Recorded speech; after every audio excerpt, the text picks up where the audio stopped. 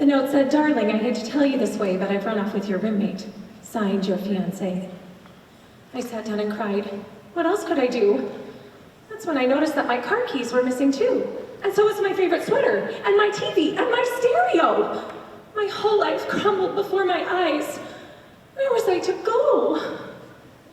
I ran to the supermarket in a blinding rage, craving foods I had not touched since I was 12 years of age. Because not only did my man run out today, my boss let me go.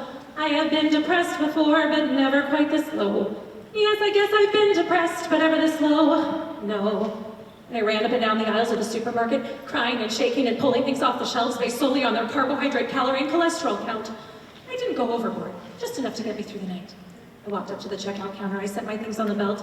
They rolled up to the checkout girl, she looked at them, she looked at me, and she said, "Hey lady, can't you read? The sign here says express. I'll check you out if you have got 10 items or less, but you've got 2, 4, 6, 8, 9, 10, 11, 12, 13 things right here. If you want me to check you through, put 3 things back, my dear." "Well, no," I said defiantly, trying not to shake, and she said, "Sweetheart, you don't need those Hostess Twinkies. You don't need that coffee cake. And why those famous cookies, let me tell you, they are grossly overpriced. Put 3 things back. Those are the rules. I'm asking you real nice." But I just couldn't, so she said, "Okay, put back those frozen pizzas, or that box of pudding on a stick. Why, just looking at all these calories makes my stomach want to flip."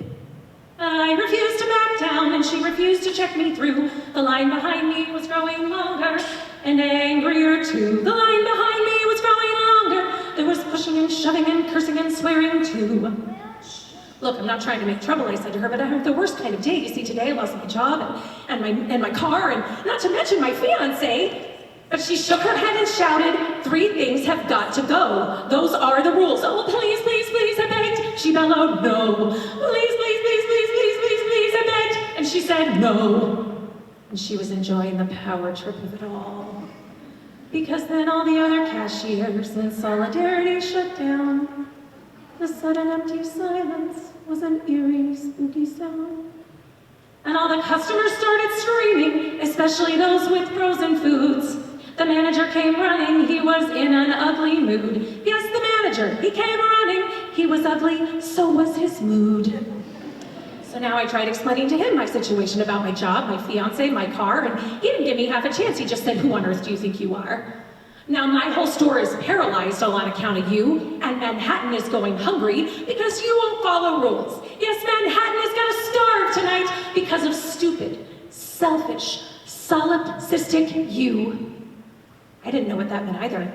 I didn't know why he was using such a big word on me, but it was because he really hated his job as store manager, so he would just sit in the back room all day reading the dictionary and taking the "It Pays to Increase Your Word Power" test in Reader's Digest magazine.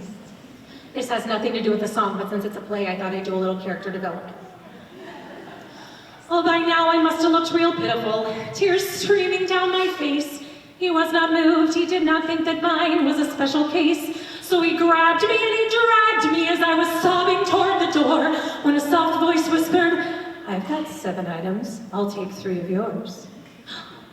Well, I turned and I looked at the handsomest man I'd ever seen. Golden hair, tweed suit, a bow tie, eyes the bluest green. Oh, the checkout girl was furious, but what else could she do? She checked both our items and he said, "Let me carry them for you." Yeah, she checked all of our items. And he even paid for mine too. He did. And he walked them up to my apartment and he set them down on my table. Well, he set them down on the ironing board that I use as my table. He looked around my apartment. He looked at me and he said, "You look like the kind of woman who shouldn't be having dinner by herself tonight," which I think was his way of saying, "You look like you can't cook," but I let that go by. He said, "Allow me to take you out to dinner. I would like to take you to the Quilted Giraffe." And I thought to myself, Quilted Giraffe? That's the most expensive restaurant in New York City. Why would he want to take me there? And I said, "Why are you being so nice to me? I'm having the worst day." And he said, "Well, I gotta do something to cheer myself up because today I lost my job, and when I got home from work, I found a note stuck to my refrigerator from my fiancée, and she had run off with somebody else." And I said, "Are you kidding? The same thing happened to me." And he said, "Yes, I'm kidding."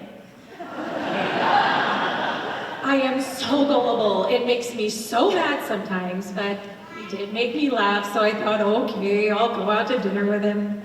I'll eat that food I can't pronounce. I'll drink that expensive wine. It was an incredible incredible meal. It was the kind of meal you read about in Cosmopolitan magazine, and it totally changed my life.